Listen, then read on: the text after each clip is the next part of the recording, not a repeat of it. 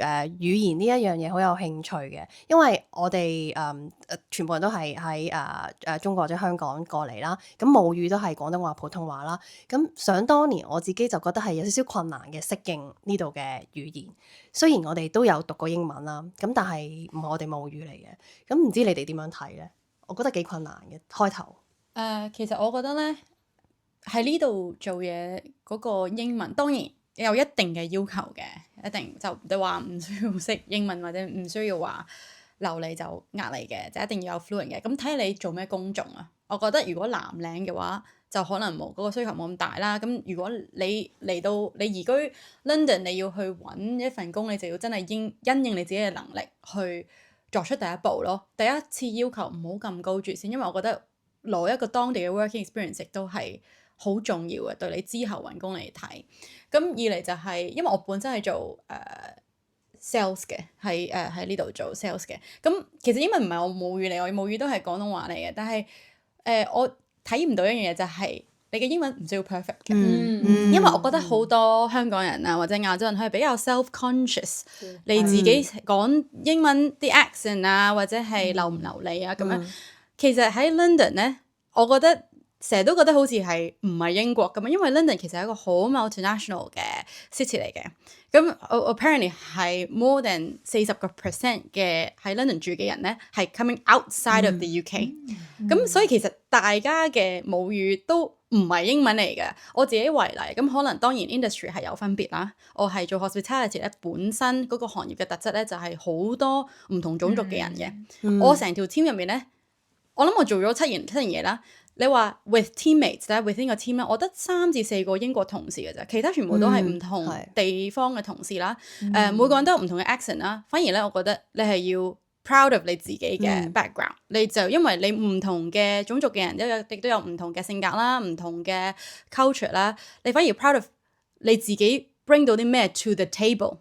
當你自己有性格，你自己唔係驚咁同佢 communicate，咁同人 communicate 嘅時候咧，其實每個人都好 respect 你嘅。所以我就覺得最緊要係 open minded 同埋唔好驚咯。係啊，同埋咧，我想講一樣嘢啫。我啱嚟到嘅時候啦，第一個 project 喺個 meeting 入邊有成10幾個人，咁有啲嚟自 Glasgow，有啲係嚟自北歐嘅、東歐嘅，佢哋嘅 accent 對我嚟講係一個 challenge 嚟嘅。咁但係隨住時間啦，適應咗啦，聽得越嚟越多啦，都明嘅。咁 recently 咧都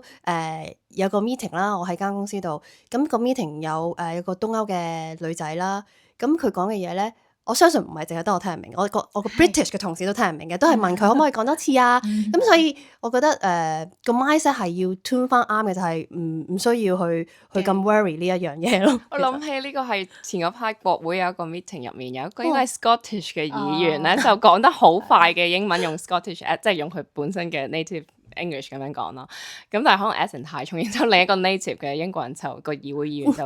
叫佢 repeat 咗2-3次都 get 唔到佢講嘢，然之後我哋都好認真聽過，我自己好認真聽，我都覺得哇真係好難嘅。所以呢件事其實都 common， 同埋可能就係好似你咁講，其實真係好多其他人，我哋有時未必 take cash 上嚟講嘢，可能係因為佢都係 from 另一個 country 有唔同嘅 accent 啊，譬如佢係本身 native 係講 Spanish 嘅，佢講嘅英文都會譬如或者佢 native 係 French 嘅，佢英文都會唔同咯。咁但係如果講工作以外嘅環境，其實我自己覺得呢度嘅 local 或者其他真係喺度住嘅人，其實佢哋對英文呢個 language 嘅包容性都好高。即係譬如可能 say 譬如我啱嚟嗰陣時去玩，可能去 Bro Market 買嘢食啦，咁佢哋每日買嘢食就即係佢哋知道自己買咩啦。咁但係我 order 嘅時候，我唔係好 excited 知道佢問緊我要唔要咩，因為佢哋呢度啲人食嘢個習慣都幾撩楞嘅，即係好多係點樣唔 vegetarian 或者有好多allergy 嘅戒口咁樣啦。咁佢問咗，即係有時候唔係好 catch 佢想問我咩，佢哋會好慢，即係咁樣再講。即係其實佢哋都好 take care of 啦。如果因為可能佢哋都 deal 好多tourist 啦，或者就係from唔同地方嘅人，所以呢個 language 其實我覺得